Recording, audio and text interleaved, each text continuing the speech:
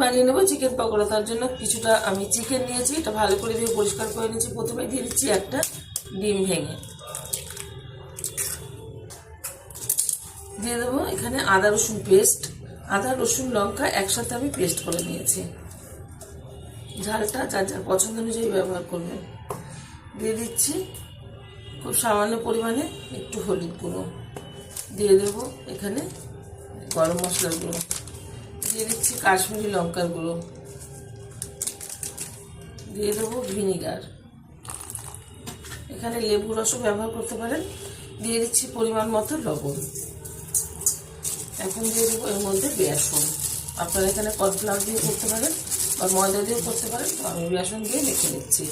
সবগুলো উপকরণ একসাথে মেখে নেব। ভালোভাবে চিকেনটা সবগুলো উপকরণের সাথে মেখে নিয়েছি। এখন আমি ভেজে নেব। পকোড়াগুলো ভাজার জন্য ওভেনে কড়াই বসিয়ে তাতে দিয়ে দিয়েছি বেশ কিছুটা পরিমাণে সাদা তেল। তেলটা গরম হয়ে গেছে। এখন আস্তে আস্তে করে পকোড়াগুলো আমি তেলের মধ্যে ছেড়ে ভেজে নেবো। আমার এই রেসিপি যদি আপনাদের ভালো লেগে থাকে আপনারা অবশ্যই আমার চ্যানেলটাকে সাবস্ক্রাইব করবেন, লাইক করবেন, শেয়ার করবেন। আর এরকমভাবে একবার সন্ধ্যার টিফিনে চা কফির সাথে এরকম পকোড়া আপনারা ভেজে খেয়ে দেখবেন। আশা করি আপনাদের ভীষণ ভালো লাগবে।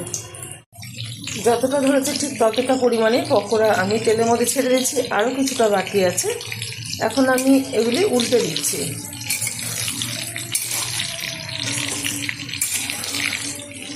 একটু সময় নিয়ে কিন্তু ভাজতে হবে, নাহলে হাই আছে ভাজলে কিন্তু উপরটা তাড়াতাড়ি লাল হয়ে যাবে আর ভিতরটা কিন্তু কাঁচা থেকে যাবে। মিডিয়াম টু লো আছে, এটা ভেজে নিতে হবে।